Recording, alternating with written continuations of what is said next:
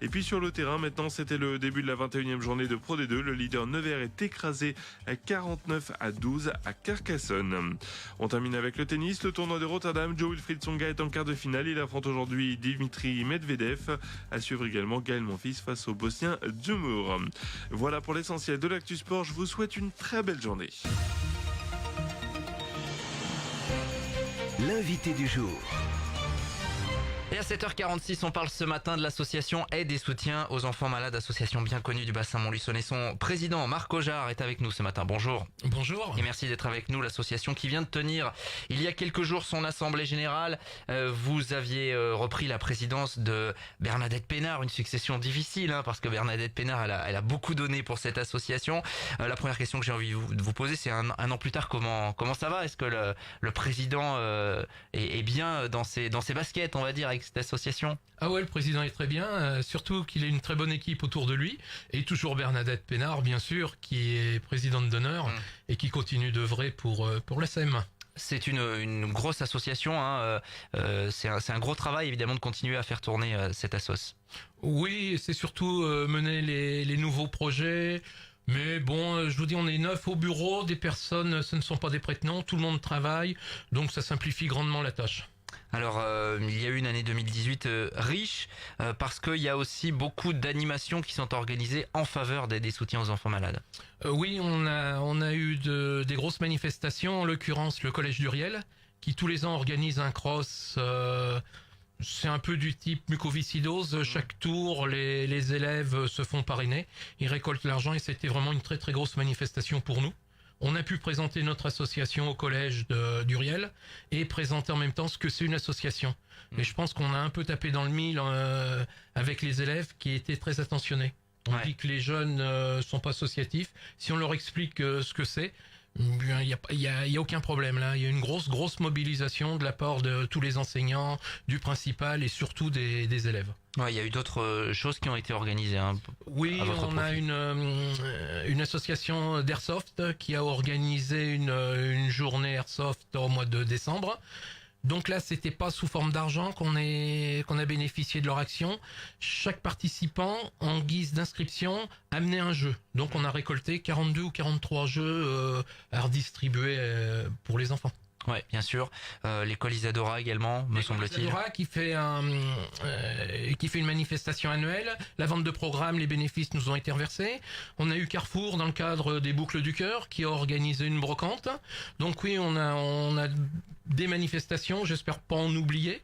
L'IFAG aussi, qui est souvent derrière nous, donc que je remercie aussi, et je remercie vraiment tous les partenaires, on en a pas mal. J'imagine que ça fait plaisir de voir que d'autres se mobilisent pour la cause que vous défendez. Ouais, mais vous savez, la cause des enfants malades, tout le monde est... tout le monde est concerné par cette cause-là, donc c'est un peu plus facile de mobiliser les gens.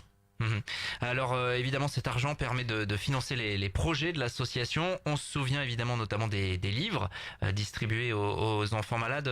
Il y a toujours des distributions d'ailleurs, comment ça se passe? Oui, ça continue, on a toujours un stock de livres, les livres ont été édités. Début d'année 2018, on a réédité Merveille. Il nous manquait quelques livres avec les doudous. Donc oui, là, on a ce qu'il faut aujourd'hui. Donc c'est pour ça qu'on est parti sur un projet un petit peu différent des autres qui ont été faits jusqu'à maintenant, puisqu'on s'est tourné vers les enfants handicapés. Ouais, on va en parler d'ici quelques petites secondes, mais on rappelle que notamment tout ce qui est les doudous, les livres, vous les distribuez pas uniquement dans les hôpitaux du bassin Montluçonné, c'est beaucoup plus large. Non, c'est donné dans tous les hôpitaux Auvergne et Limousin. Alors pourquoi jusqu'au Limousin? Quand Bernadette a créé l'association, le premier partenaire était la Caisse d'épargne. Et la Caisse d'épargne venait de fusionner avec le Limousin. Donc on distribue dans tous les centres hospitaliers d'Auvergne et Limousin. Donc on se rend compte du travail qui a été effectué ces dernières années et qui continue finalement ce travail de porter ses fruits et de rendre quelques enfants heureux avec ces fameux livres et ces doudous. Bien sûr. Et l'année dernière, on a créé des turbulettes pour les prématurés, les grands prématurés. Ouais. Donc il n'existait rien dans le commerce. Avec les pédiatres de Montluçon, on a décidé de faire fabriquer des turbulettes. On a fait fabriquer 200. On en a donné à l'hôpital de Montluçon. On en a distribué à l'hôpital de Moulins et on va continuer notre distribution. Et ces turbulettes, je tiens à le préciser, ont été faites chez Meilou, une société qui est à Rennes, donc 100% français. C'est la même société qui nous avait fait les doudous, la petite abeille. Voilà, donc ça c'est des belles réussites. Il en reste quelques-unes des turbulettes, c'est quelque chose que vous allez continuer Oui, il en reste pas mal, puisque c'est des choses qui vont pas être distribuées directement aux parents d'enfants. Ouais. Ça va rester dans les structures hospitalières, donc pour accueillir les prématurés. Toujours bien de rappeler évidemment tout ce qui a été réalisé parce que c'est un énorme travail évidemment pour financer ces projets-là. Et donc vous le disiez, le projet phare 2019, on va dire, hein, l'un des gros projets, c'est autour des enfants handicapés. Alors expliquez-nous, vous l'aviez annoncé, hein, je crois, lorsque vous êtes devenu président, c'était quelque chose sur lequel vous vouliez aller. Oui, parce que bien souvent les enfants handicapés sont oubliés. Et ça reste des enfants, hein, on ne parle même plus d'âge.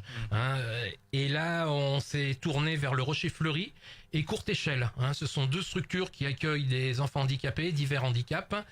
Et on a créé un groupe de travail avec les éducateurs, les dirigeants de ces deux structures. Et on en a déduit qu'il fallait faire un genre de livre pour que ces enfants puissent communiquer avec le monde extérieur, puisqu'ils ont bien souvent de gros problèmes. Alors on en est où justement du coup de ce projet ? Alors, il y a des réunions toutes les 6 semaines avec les deux structures. Ça avance. On pense qu'en fin d'année, c'est l'objectif que le projet soit bouclé, les livres imprimés, et qu'on puisse faire une distribution de livres en fin d'année à diverses structures. Donc je tiens à préciser qu'on travaille avec ces deux structures, mais le but, c'est d'essayer d'offrir ces livres à des structures de l'Allier qui accueillent des enfants handicapés. Donc ça ne restera pas que sur le bassin molusonnais. Vous avez déjà un objectif de volume de livres ? Non, on ne sait pas trop parce qu'on va déterminer avec les deux responsables des deux structures quelle structure dans l'Allier pourrait bénéficier de ces livres. Hein. On va essayer d'ouvrir assez large. Donc, moi, je suis parti sur environ 1000 livres dans un premier temps, mais c'est vraiment une estimation globale. Ça sera peut-être plus, ça sera peut-être moins, mais sur 1000 livres déjà dans un premier temps pour les structures de l'Allier. Et si nos fonds le permettent, on ouvrira peut-être sur le Puy-de-Dôme ou un autre département. Avec travail, j'imagine, avec des professionnels pour que ce livre ait vraiment un gros intérêt, quoi. Ah oui, tout à fait. On travaille donc avec les éducateurs. Notre graphiste Grégory Barek est toujours en première ligne pour faire tout ce qui est graphique. Là, oui, c'est vraiment le monde des professionnels. Nous, on intervient, c'est un peu pour cadrer, mais moi, je ne suis pas professionnel de ce métier-là, de toute façon.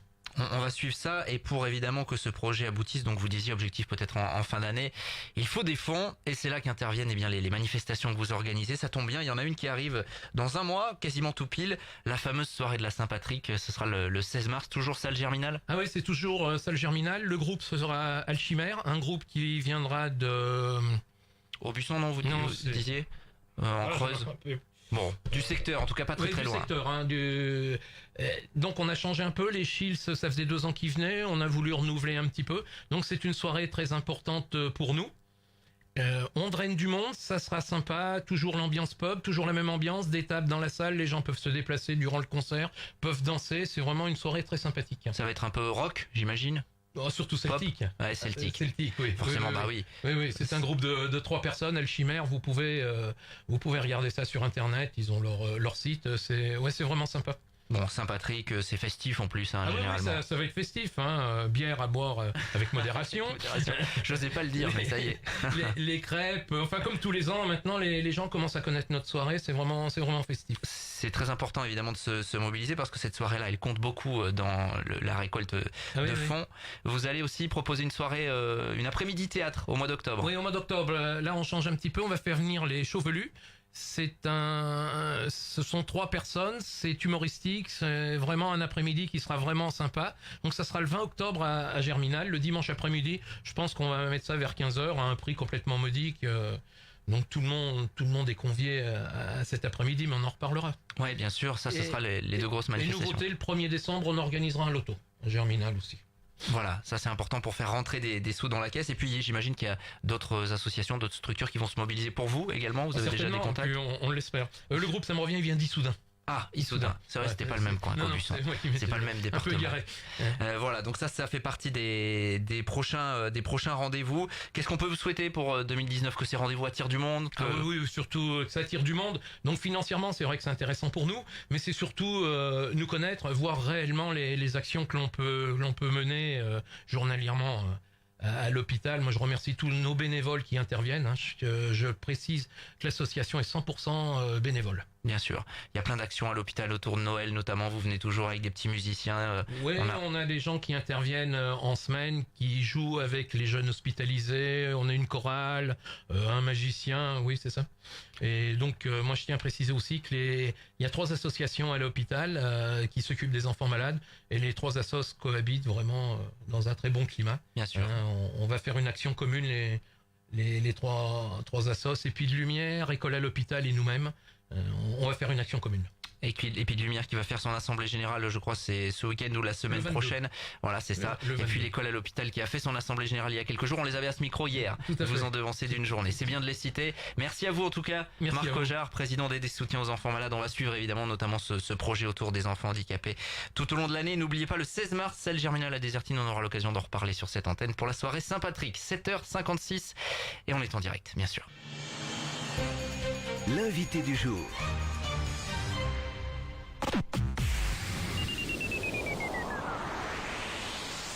Stack, le plus grand choix de véhicules d'occasion de la région.